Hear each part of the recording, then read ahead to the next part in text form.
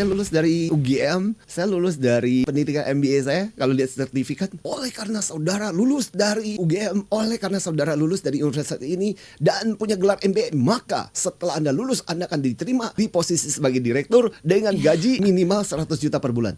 Nggak ada seperti itu, nggak ada jaminan. Sekolah tidak menjamin, tetapi dia membekali dengan bahan-bahan yang perlu kita olah, yang perlu kita asah, yang kita bisa pakai di dalam kehidupan kita sehari-hari. Makanya banyak kok mereka-mereka yang tidak punya kesempatan untuk mengenyam pendidikan. Setelah mereka menjalankan bisnis, mereka tahu bahwa punya keterbatasan berpikir dan arti pengetahuan, ilmu, konsep, teori yang bisa mereka pakai. Itu sebabnya banyak di antara mereka balik lagi ke bangku sekolah, menempuh lagi pendidikan S1, S2, bukan untuk gengsi-gengsian, tapi lebih kepada bahwa mereka mendapatkan konsep, ide yang akhirnya mereka bisa tambahkan lagi ke dalam apa yang sudah mereka jalankan sehingga menjadi lebih luar biasa lagi. Apa aja sebenarnya sangat penting dalam kehidupan kita sehari-hari yang kadang nggak diajarkan di sekolah. Satu adalah membaca situasi, menggunakan intuisi kita untuk melihat situasi.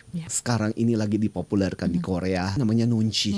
Eunhee Hong menulis buku yang sangat keren, judulnya Nunchi, di mana dia mengatakan orang perlu kemampuan untuk membaca lingkungan, situasi. Contoh, pernah punya pengalaman pribadi, saya bersama dengan istri waktu itu pas di Mampang, pas jalan-jalan, kayaknya kok situasinya nggak enak banget. Akhirnya kemudian saya bilang, yuk pulang yuk. Kemudian kita pulang.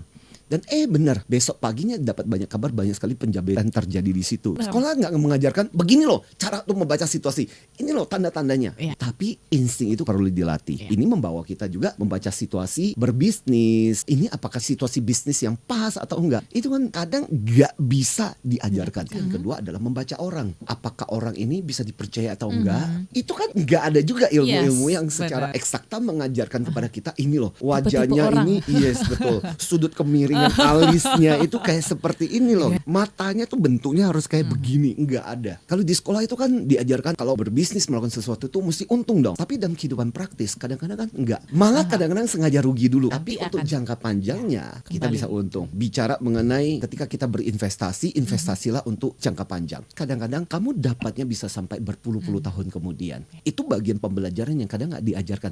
Ketahanan, kesabaran. Di dalam pelajaran-pelajaran street smart, film yang saya suka nonton termasuk film Godfather, ada satu kalimat yang menarik, keep your friend close, keep your enemy closer.